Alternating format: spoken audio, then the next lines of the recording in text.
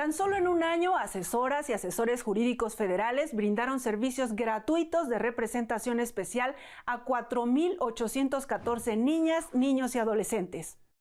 Ellos, los asesores, cuentan con un protocolo para garantizar el respeto de los derechos de los menores. Hoy hablaremos de esta herramienta que fortalece los mecanismos de actuación de las y los asesores, pero también y sobre todo, como le digo, asegura que los menores sean escuchados y tratados con dignidad. Soy Verónica González. Quédate porque aquí te defendemos.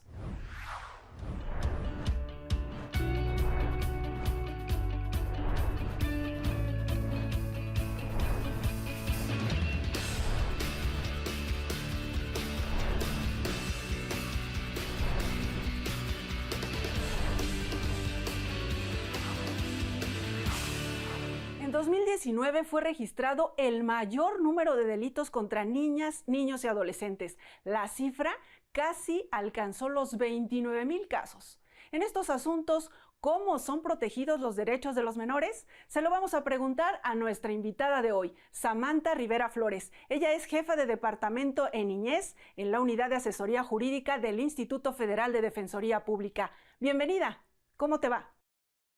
Hola, ¿qué tal, Vero? Muchas gracias por la invitación. Muy bien. Gracias a ti por aceptar. Y bueno, para empezar con este tema, dinos qué aspectos debes considerar cuando representas a un menor. Bueno, pues primero que nada se debe asegurar la aplicación concreta del interés superior de la niñez en sus tres vías. La primera es como un derecho, después como una norma de proceso y posteriormente como una regla de interpretación. Es decir, debemos nosotros comprender la representación de niñas, niños o adolescentes como un derecho llave que les permite el acceso a la efectiva protección de todo el abanico de derechos que les pertenecen. Es decir, la ausencia de la representación de niñas, niños y adolescentes involucrados en procesos administrativos o judiciales genera violaciones a otros derechos, como el acceso a la justicia y el derecho a la participación, que esto, a su vez, puede provocar afectaciones a los derechos en pugna dentro del mismo procedimiento, como pueden ser el derecho al acceso a un servicio de salud de calidad, el derecho a la educación o incluso el mismo derecho a la identidad. Así es. ¿Y qué diferencias tienen que hacer ustedes que están sensibilizados, sobre todo ahora que cuentan con este protocolo? ¿Qué diferencia, por ejemplo, haces cuando tratas con un adulto y con un niño en cuanto a la forma que explican los hechos? Por ejemplo, están involucrados en una situación, en un caso judicial. ¿Cómo expresan los niños esta parte del tiempo, ¿no? Del espacio, a diferencia de los adultos y que ustedes deben saber diferenciar? Así es, bueno, primero que nada, debemos nosotros de comprender que la modalidad de pensamiento es distinto y cambia conforme la edad del niño o la niña. El manejo y el impacto de las emociones y la forma en que perciben y procesan el mundo adulto y sus reglas también es distinto. En este caso, por ejemplo, las niñas y niños no pueden manejar nociones de tiempo y espacios absolutos o convencionales, necesitan referentes concretos. Y porque, por ejemplo, tiempo, días, fechas, son construcciones abstractas para las niñas y para los niños. Ejemplo, un adulto en su relato puede decir ayer, la semana pasada, 12 de diciembre, y una niña o un niño no puede dar estas referencias. Para ellos, todo lo que pasó a partir del día de ayer, hacia el pasado, es ayer.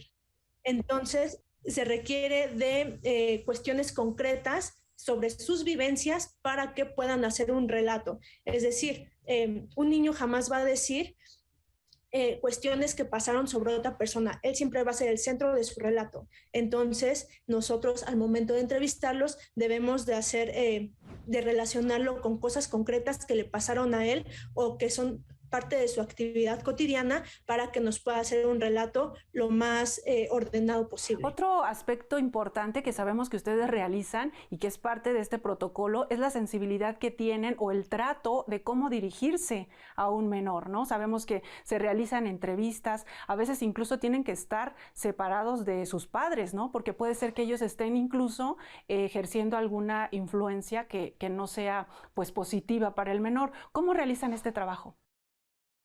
Pues afortunadamente el instituto tiene un área multidisciplinaria para realizar estas entrevistas. El área de asesoría jurídica cuenta con los servicios de personas de trabajo social y la verdad es que las personas que están aquí de trabajo social nos ayudan muchísimo en las entrevistas porque tienen otro enfoque y también contamos con una psicóloga especializada en niñez que también nos ayuda mucho en estos asuntos porque pues tiene más sensibilidad acerca de estas cuestiones psicológicas para que puedan entrevistarse con el niño o la niña, genere este ambiente de confianza para que el niño o la niña no se sienta con amenazado, miedo. ¿no? Muchas veces pasa, exactamente. Y bueno, pues ya como abogados nosotros entramos, establecemos la estrategia jurídica, pero siempre nos ayudamos de un equipo multidisciplinario, porque el abogado solo muchas veces cae en ¿Qué errores. principios rigen este protocolo?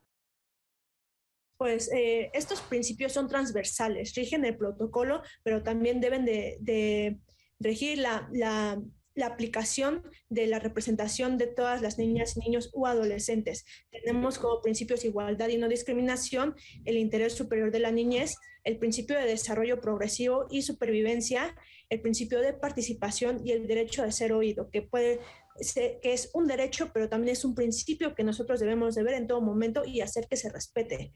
También tenemos el principio de integralidad, el principio de la autonomía progresiva y el derecho de intermediación adulta y sobre todo que es muy importante, el principio de no revictimización. En este me gustaría que pusiéramos un poco de énfasis, sobre todo en lo que tiene que ver, por ejemplo, en el manejo de la información, los casos. A veces en los medios de comunicación vemos que no se respeta este derecho a no ser revictimizado y pues mucho más delicado cuando se trata de menores. Así es, y de hecho dentro del mismo protocolo se establecen distintas pautas para que los mismos asesores y asesoras cuando estén ejerciendo esta representación no revictimicen al menor. Muchas veces, por ejemplo, cuando se va a hacer una entrevista, someten a la niña o al niño a miles de entrevistas durante el proceso y esto evidentemente los está revictimizando. Lo que se tiene que hacer es ordenar las escuchas que van a tener y sobre todo grabarlas para que entonces en ese momento nosotros nos alleguemos de la grabación y no tengamos que someter al niño o a la niña a otra entrevista. A que esté repitiendo, ¿no? Justamente situaciones que le hayan generado estrés. Vamos a hacer una pausa, Samantha, y regresamos para seguir conversando sobre este protocolo de atención para niñas, niños y adolescentes del Instituto Federal de Defensoría Pública.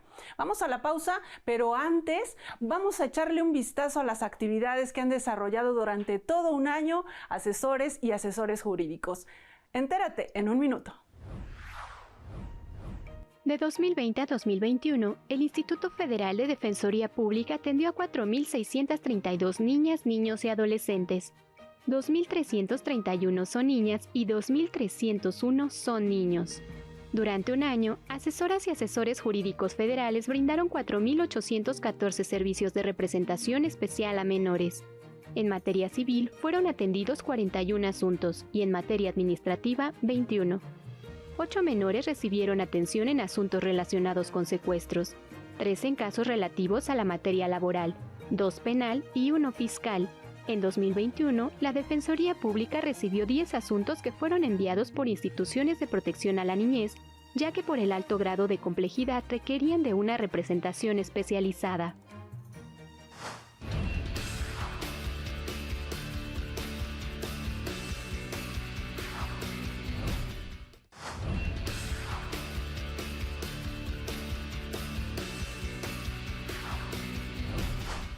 Ya estamos de regreso conversando sobre el protocolo de atención a niñas, niños y adolescentes del Instituto Federal de Defensoría Pública. Abogada, cuéntanos ahora esta parte del protocolo, la que tiene que ver con la representación especial. Además de que ustedes puedan velar, asegurarse de que se respeten los derechos de los menores, ¿qué pasa con la representación especial? Pues bueno, cuando un asesor o una asesora jurídico es nombrada representante especial, debe de ser consciente de que representa exclusivamente los intereses de la niña, el niño o el adolescente, no los intereses de otras personas, por ejemplo, de alguna institución o de algún órgano judicial, de algún internado o de alguna organización de la sociedad civil. ¿Pueden ser incluso los padres? O sea, ¿podría ser? Claro que sí. Claro que sí, la Ley General de Derecho de Niñas, Niños y Adolescentes prevé 3 modos distintos de representación. La representación originaria, que la ejercen padre o madre, la representación en coadyuvancia y la representación en suplencia. El instituto entra en estos últimos 2 modos de responsabilidad y una de dos, o coadyuva con padre o madre, o la otra es que nosotros asumimos totalmente la representación en un caso de conflicto de intereses entre los padres. Bien, nárranos un poco cómo se va desarrollando esta representación especial. Bueno, pues primero, la representación, la llave la activa el juzgado. El juzgado es quien nos pide a nosotros que fungamos como representantes especiales en términos del artículo 8 de la Ley de Amparo. Sin embargo, si el instituto se entera de algún caso en el que el niño o la niña no tenga representación o tenga una representación deficiente, nosotros, propio mutuo, podemos pedir esta representación al juzgado. Y así él activa este mecanismo donde ya legalmente, jurídicamente somos representantes, pero también el instituto, si se hace llegar de algún caso, lo pide. También lo puede atraer, digamos, para dar esta representación. ¿Cuáles serían, y que están contempladas en este protocolo, las obligaciones de un representante, un asesor jurídico que representa de manera especial a un menor? Sus obligaciones. Pues primero debe de asegurarse de que cuenten con una representación especializada, independiente y proporcional, que vele específicamente por los intereses de la niña o el niño. Debe de proporcionar también sus servicios con un trato amable, respetuoso, cordial y profesional. También debe de ser muy consciente de que la primera y última finalidad de esta protección es precisamente velar por la protección integral de los intereses de las niñas, niños y adolescentes. Otro también que es muy importante es establecer comunicación con su representada o su representado, y también en este caso, si hay alguna representación originaria, con quien ejerce esa representación originaria, en caso de que no haya conflicto de intereses, claro. Y debe de informarles, establecer las pautas jurídicas que va a tomar y resolver dudas, y también crear la estrategia legal. ¿Qué retos enfrentan ustedes como asesores jurídicos federales cuando van a representar a un menor? Porque hay diferentes edades. Puede ser que tengan que representar los intereses de un menor desde un bebé, ¿no? O de 5 o 6 años, que quizás no tenga muchas nociones de ciertas cosas, hasta un adolescente. ¿Qué retos enfrentan ustedes? Pues el principal reto me parece que es desde el área de asesoría jurídica, muchas veces el tener que establecer la comunicación con quien ejerce la representación originaria, porque hay un conflicto de intereses y un asesor o asesora no puede llegar con una niña o con un niño y decirle, oye, ¿sabes que tus papás están divorciando? Eso no se puede hacer. Claro. Entonces, creo que el principal reto es precisamente el establecer la comunicación con la niña o con el niño, pero sin estarlo revictimizando ni sometiéndole a que elija si papá, mamá. Eso es una de las cosas complicadas, porque también muchas veces papá o mamá están ahí sobre el asesor jurídico de, oye, pero haz esto, oye, pero haz lo otro, y siempre velando por los intereses de mamá, papá.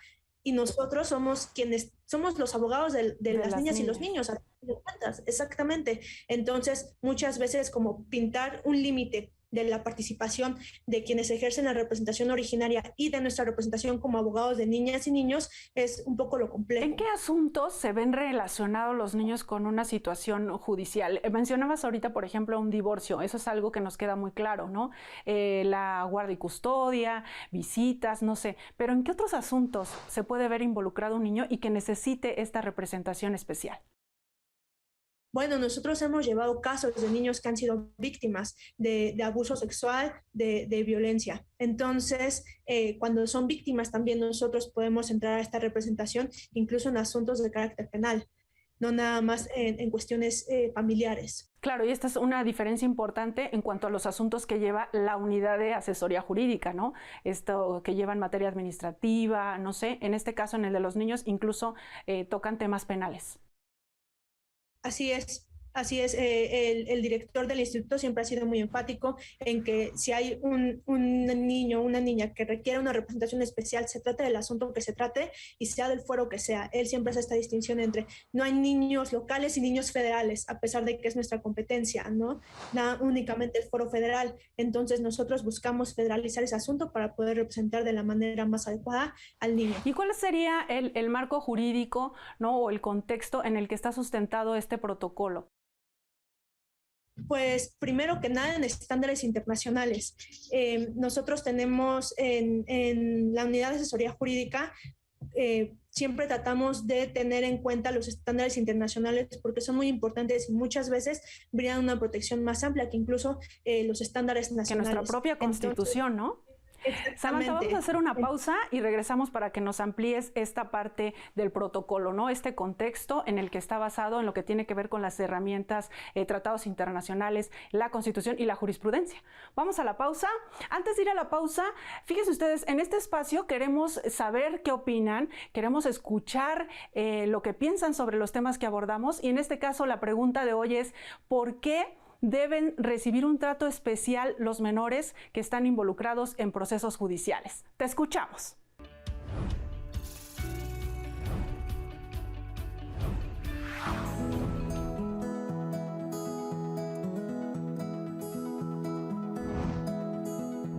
Por eso hay mucha delincuencia, porque no los tratamos, se están peleando los papás por los niños. Entonces, pues deben de tener un trato especial los niños. No deben de involucrarse en los problemas de los adultos. De por sí ellos están pasando por un proceso difícil y cuando son pequeños, en la infancia es una etapa bastante complicada para ellos poder procesar toda esa situación. Entonces, claro que deberían ser tratados de manera especial. Cuando están en la etapa de desarrollo, todo lo que sufren a nivel psicológico, emocional, pues es súper importante. Entonces, creo que debe de haber ahí una colaboración multidisciplinaria desde médicos, psicólogos, abogados que vean que el trato sea adecuado para que esta persona crezca sin ningún problema. Pues porque yo creo que ya han sufrido bastante, ¿no? En la calle, ya sea por sus circunstancias, ¿no? Porque sus padres tal vez no se involucran con ellos o no quisieron.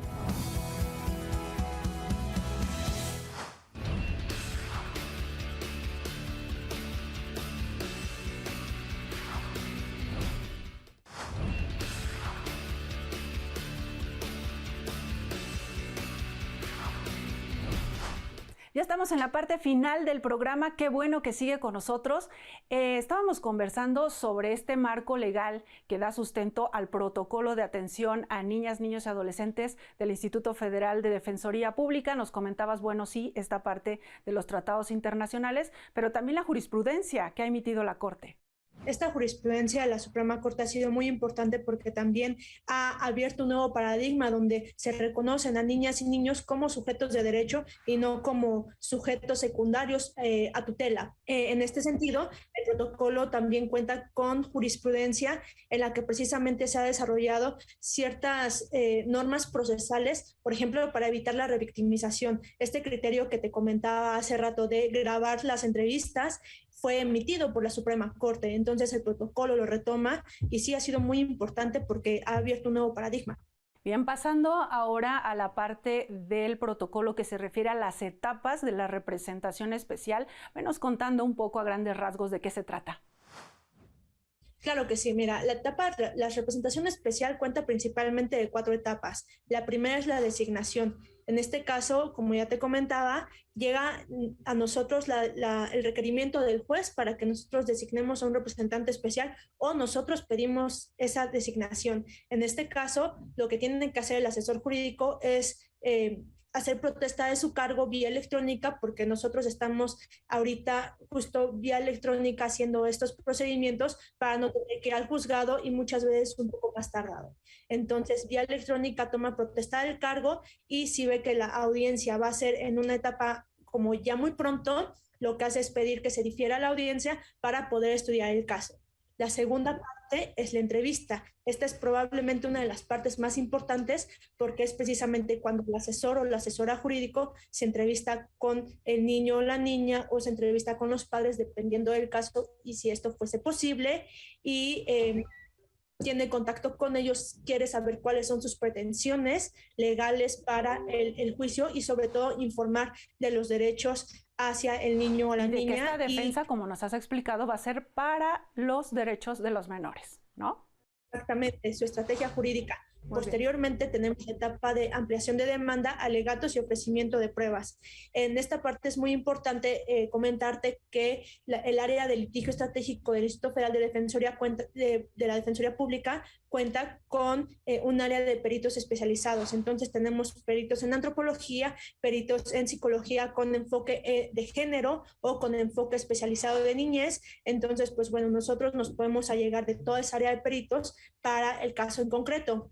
Y posteriormente la etapa de la sentencia, donde pues revisamos las resoluciones que se dictaron y si encontramos alguna que transgreda los derechos de las niñas, niños o adolescentes, pues bueno, promover los medios de defensa adecuados para que se revise esta resolución. Es decir, hasta el final los asesores jurídicos se aseguran de que se cumpla esta protección máxima para los derechos de los menores, ¿no?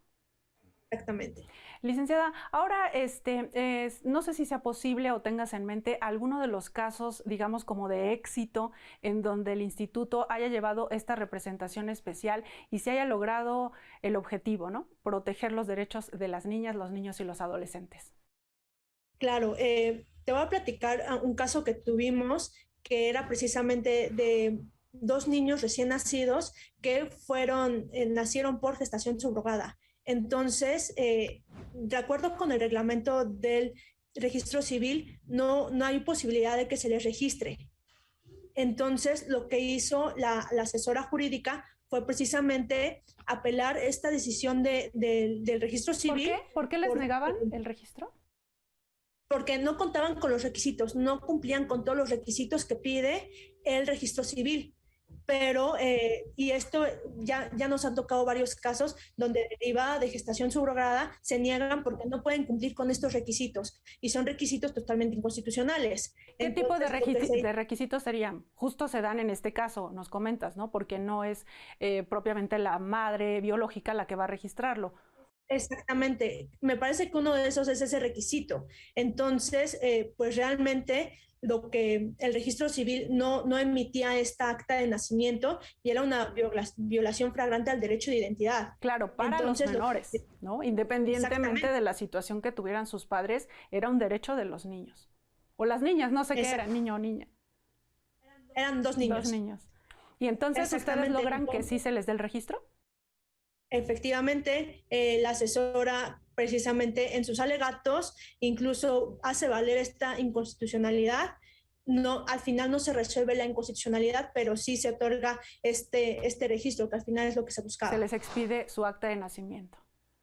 Así es. Bien, pues y como muchísimos casos. Brevemente, porque se nos está terminando el tiempo, abogada, coméntanos cómo pueden acceder a este servicio. Ya nos explicabas durante la entrevista que generalmente para la representación especial el juez directamente les asigna el caso, pero si alguien que nos está viendo quiere acudir a sus servicios, ¿cómo puede hacerlo? Pues primero que nada puede llamar a Defensatel, donde uno de los asesores que está en Defensatel le puede canalizar precisamente conmigo para que yo vea el caso y se lo haga llegar a alguna asesora o asesor jurídico. Y también por correo electrónico. Tenemos un correo electrónico especializado para canalizaciones de este tipo, canalizaciones de asuntos de niñas, niños o adolescentes. Bien. Entonces, y ahí en la pantalla está apareciendo la dirección electrónica para quien esté interesado. Muy bien, pues te agradecemos mucho por comentarnos sobre esta herramienta que tienen los asesores y las asesoras jurídicas en el instituto. Y ya para finalizar nuestro programa, sabemos que ustedes tienen una agenda apretadísima de trabajo, pero cuéntanos, en tus ratos libres, ¿tienes algún museo favorito, algún centro cultural que acostumbres visitar? Pues a mí me gusta mucho el Museo de Memoria y Tolerancia. Las exposiciones que tienen ahí me parecen súper interesantes. Han tenido exposiciones de distintos tipos. Por ejemplo, ahorita hay una de cambio climático que es súper importante, y me parece que también es un museo que está como que al alcance de todas y todos. Y es un tema que debe interesarnos a todos, sin duda. Samantha Rivera Sí. Flores, pues te agradecemos mucho por acompañarnos en el programa de hoy, y ahora te invito a que te quedes con el auditorio de Justicia TV. Vamos a conocer la riqueza cultural de nuestro país. Soy Verónica González, hasta la próxima. Les saludo desde el Museo Casa Estudio Diego Rivera y Frida Kahlo para invitarles a ampliar sus territorios de placer. Esta vez a través de la obra Pollera con Flores de Diego Rivera. Vamos a conocerla. Esta obra de 1938 plasma una representación de la vida cotidiana en nuestro país. Vemos a una mujer que lleva en las manos un opulento ramo de flores amarillas y, por supuesto, un ave que cuelga de cabeza. Con su rebozo azul, carga en la espalda una canasta donde pareciera traer más mercancías. Sus pies parecen estar en movimiento como si estuviera dando largos pasos. En esta acuarela sobre papel, Diego Rivera hizo algo diferente. Retrató a la pollera de perfil. No podemos ver su cara, pero sí la mirada de Rivera sobre la realidad del México que le tocó vivir. Muchos de los retratos que pintó Diego Rivera son de personas de las cuales no conocemos sus nombres. Lo que sí sabemos es su oficio. Es una vendedora de pollos y flores. El interés del pintor no es la cara de la mujer, sino la ropa y los objetos que porta, que son los elementos que nos permiten conocerla. Es la mirada del artista respecto al folclore tradicional y su inquietud por mostrar la diversidad cultural de México. Hasta aquí nuestro recorrido por la obra Pollera con Flores de Diego Rivera. Un orgullo más de México.